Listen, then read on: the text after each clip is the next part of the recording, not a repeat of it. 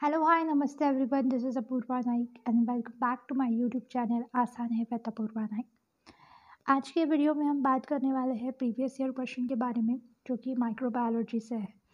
आज का टॉपिक है landmarks discoveries related to the field of microbiology, जिसे शॉर्ट में हम हिस्ट्री कहते हैं। This is part number 1। यहाँ पे हम हिस्ट्री के सारे PYQs ख़त्म कर देंगे। उसके बाद हम हिस्ट्री का ही एक टेबल देखेंगे, जहाँ पे मैंने सारे साइंटिस्ट एंड उसकी डिस्कवरीज लिस्ट आउट करके रखी है। हम एक बार उसे पढ़ लेंगे और उतना ही करना है, क्योंकि ज़्यादा डिटेल में जाएंगे तो कंफ्यूज हो जाएंगे और एक भी साइंटिस्ट की डिस्कवरीज याद नहीं रहेगी। इसीलिए गिने चुने साइंटिस्ट को याद रखिए। क्वेश्चन को ऑप्शन एलिमिनेट करके भी आप आंसर तक पहुंच जा सकते हैं। ठीक है, तो चलिए आज का टॉपिक शुरू करते हैं। सो फर्स्ट क्वेश्चन है 2011 से। इस टॉपिक में पूछा है, इस क्वेश्चन में पूछा है, which of the following is not associated with the contribution by the Lewis pasture. Lewis pasture का कौन सी डिस्कवरीज नहीं की है, यह इसमें पूछा है। Anthrax cause by anthrax bacillus, bacterias causing the food spoilage from the air. The disease caused by organism must be isolated in the pure culture and the bacteria caused by the wine disease. यहाँ पे हम option eliminate करके पहुँच सकते हैं, या फिर हमें पता होना चाहिए कि प्योर कल्चर ये जो है ये कुछ पास्चर ने डिस्कवर नहीं किया था। प्योर कल्चर की डिस्कवरीज रॉबर्ट कॉच ने की थी। उन्होंने रॉबर्ट कॉच के कॉच पोस्टुलेट्स बताए हैं, उसमें उन्होंने प्योर कल्चर के बारे में बताया है। ये क्वेश्चन ऐसे ही सॉल्व हो जाएगा। ठीक है, क्योंकि हमें कॉच के बारे में अगर पता होता तो हम आसानी से ऑप्शन 3 पिक कर देते, क्योंकि ये पास्चर ने तो डिस्कवर बिल्कुल भी नहीं किया है। उसके बाद मैच द फॉलोइंग है। बहुत बार मैच द फॉलोइंग या फिर डायरेक्टली क्वेश्चन, इस दो ही पैटर्न में हिस्ट्री से क्वेश्चन आते हैं।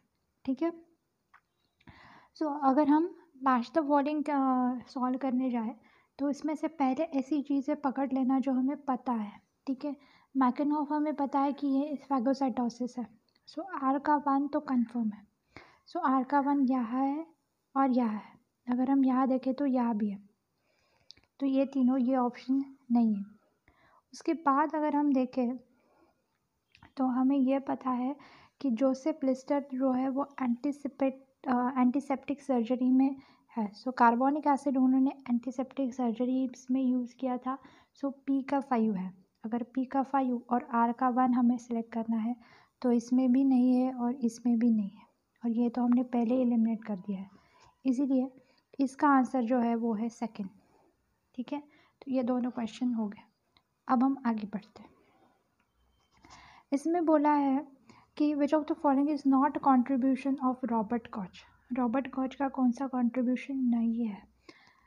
उन्होंने एंथ्रैक्स, ट्यूबरकुलोसिस एंड कोलेरा इन तीनों के कॉजेटिव एजेंट को आइडेंटिफाई कर दिया था, लेकिन लेप्रेसी का उन्होंने कुछ बताया नहीं था रॉबर्ट कॉच ने।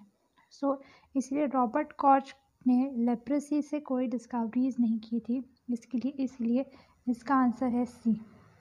ठीक है, उसके बाद हम देखेंगे इसमें से अगर हम पहले सिलेक्ट करना चाहें तो पहले हमें ये पता है कि एंटनी वैन ल्यूवेनहुक जो है ये पता है कि उन्होंने माइक्रोस्कोपी की डिस्कवरी की थी। एस का फर्स्ट तो कंफर्म है। ठीक है, जो कि यहाँ पे भी नहीं है और यहाँ पे भी नहीं है, रह गया ए और बी। अगर हम सेकंड को देखें लिनायस को, तो कार लिनायस का हमें पता है टेक्सोनॉमी है। सेकंड का पी होना चाहिए, जो कि यहाँ नहीं है। इसका आंसर हो जाएगा बी। अगर हम फ्लेमिंग को देखें तो फ्लेमिंग का है एंटीबायोटिक।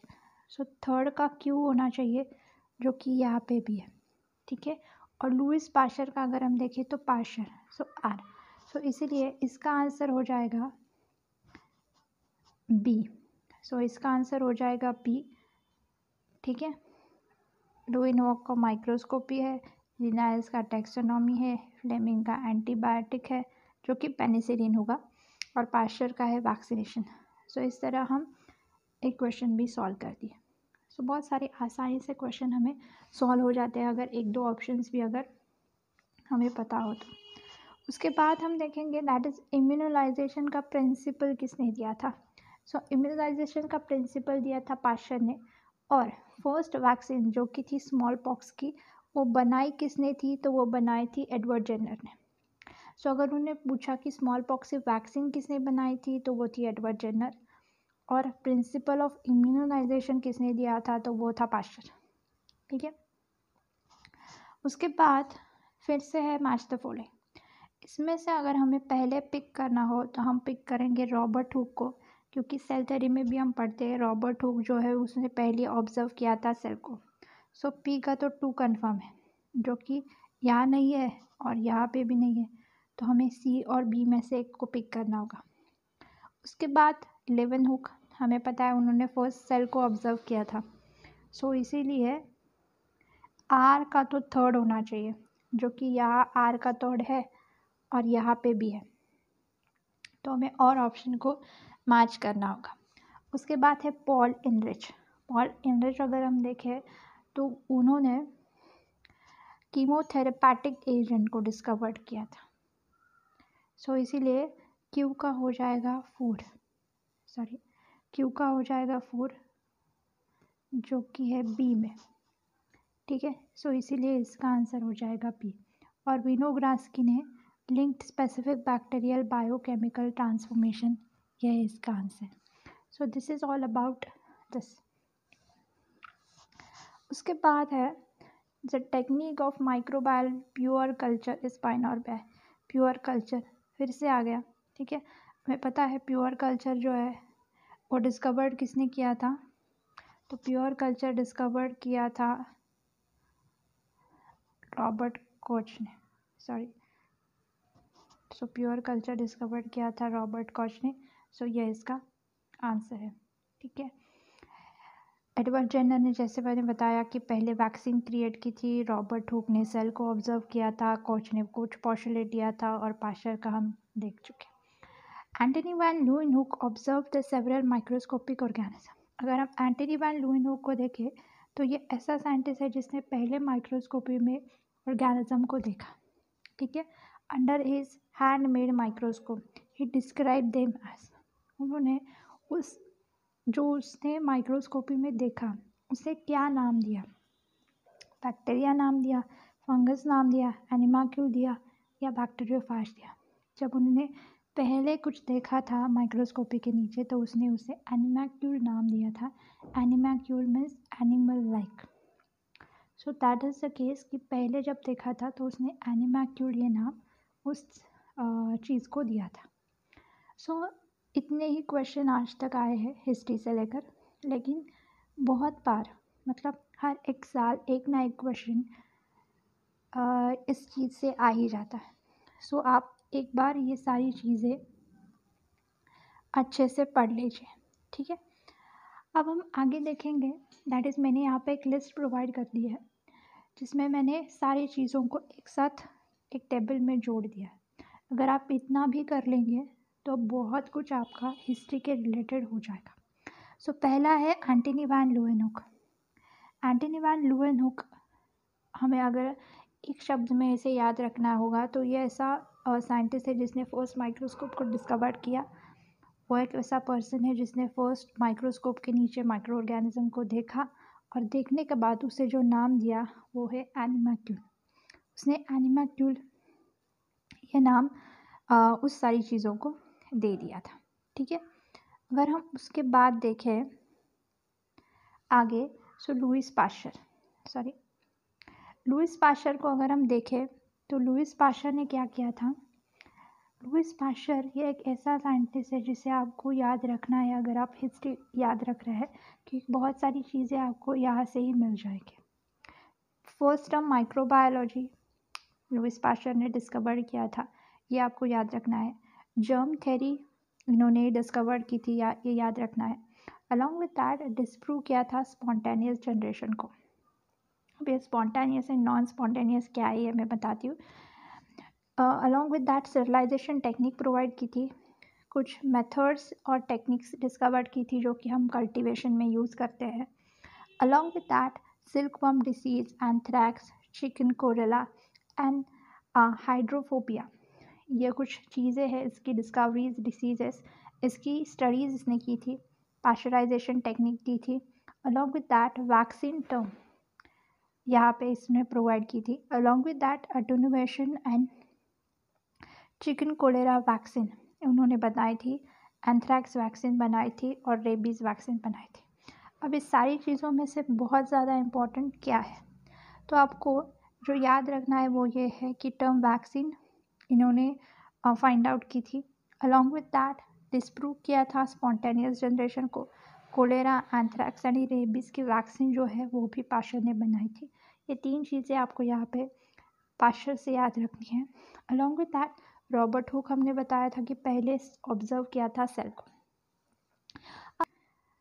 अब 2 बातें आती है, what is a spontaneous generation and what is non spontaneous generation.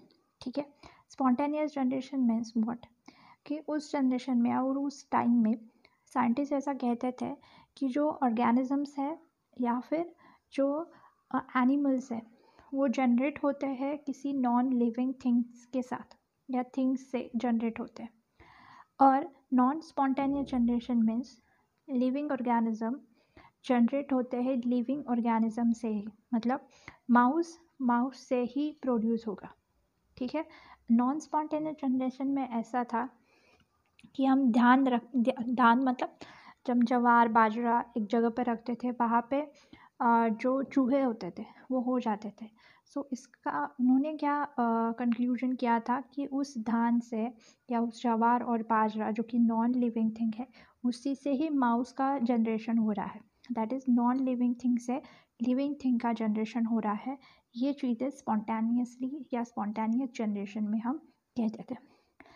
Spontaneous generation को डिस्प्रूव करने के लिए Francisco Redi, Lazzaro Spallanzani and last one is a Pasteur, जो कि इन तीनों ने, नीडहम नहीं है यहाँ पे, इसको मत लीजिए।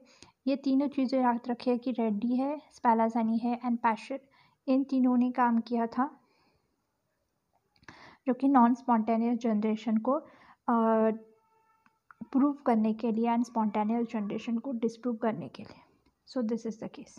ठीक है, उसके बाद रॉबर्ट कोच को अगर हम देखें तो रॉबर्ट कोच को आपको याद रखना है, that is a coach postulate जो कि बताया था। ठीक है, सो कोच पॉस्टुलेट आपको याद रखना है। कोच पॉस्टुलेट में उन्होंने प्योर कल्चर भी कोच ने ही आइसोलेट किया था या उसकी थ्योरी उन्होंने बताई थी। सो उसे फादर ऑफ बैक्टीरियोलॉजी कहते हैं। स्टेनिंग टेक्निक है जो कि स्प्रेडिंग प्लेट या स्ट्रिक प्लेट, ये जो टेक्निक है ये कोच ने दी थी। हैंगिंग ड्रॉप मेथड दी थी। Method of isolating pure culture bacteria, that is discoveries of pure culture. ठीक है, ये चीज़ें जो है जो कोच ने दी थी। उसके बाद है पॉल इंड्रिच को हम कीमोथेरेपी के फादर कहते हैं। उन्होंने मैजिक बुलेट क्रिएट की थी। सो ये 2 चीज़ें पॉल इंड्रिच के बारे में याद रखनी है। उसके बाद है लोवान वास्की ने टोबैको मोज़ाइक डिसीज़ की डिस्कवरीज की थी। एडवर्ड जेनर अगर हम याद रखें तो एडवर्ड जेनर को हम फादर ऑफ इम्यूनोलॉजी कहते हैं, that is immunity to smallpox के लिए फर्स्ट जो वैक्सीन क्रिएट की थी वो थी एडवर्ड जेनर ने डिस्कवर्ड की थी। उसके बाद है पॉल इंड्रिच एंड मार्टिनॉफ एंड पॉल इंड्रिच से मोस्ट कॉमनली मार्टिनॉफ से आप याद रखिए कि फागोसाइटोसिस के लिए उन्होंने डिस्कवरी की थी। अलेक्जेंडर फ्लेमिंग ने पेनिसिलिन या फिर हम उसको एंटीबायोटिक भी कहते हैं। ठीक है, जोसेफ लिस्टर ने एंटीसेप्टिक सर्जरीज़ को डिस्कवर्ड किया था। उसे हम देखें तो कार्बोनिक एसिड का यूज़ करके उन्होंने एंटीसेप्टिक सर्जरी की थी और उसे हम फादर ऑफ मॉडर्न सर्जरी ये कहते हैं। ठीक है, this is all about the table. अगर हम ये टेबल भी अगर आप याद रखें तो भी बहुत सारे क्वेश्चंस आपके सॉल्व हो जाएंगे। टॉपिक यहाँ पे ख़त्म होता है। यहाँ पे मैंने सारे PYQs और आपको हिस्ट्री की एक टेबल प्रोवाइड कर दिया है। आप इतना कर दीजिए, ये सारा टॉपिक आपको कवर हो जाएगा। अगर आपको कोई और चीज़ों के PYQs की ज़रूरत हो तो आप कमेंट बॉक्स में मुझे कमेंट करके बता सकते हैं, तो मैं आपको वो सारे PYQs प्रोवाइड कर दूँगी। आई होप आपको आज का वीडियो पसंद आया है। अगर आपको आज का वीडियो हेल्पफुल लगा होगा तो प्लीज़ मेरे चैनल को सब्सक्राइब कीजिए और इस वीडियो को लाइक कीजिए और ज़्यादा से ज़्यादा स्टूडेंट तक पहुँचाइए ताकि उनको भी हेल्प हो। So thank you so much for watching this video.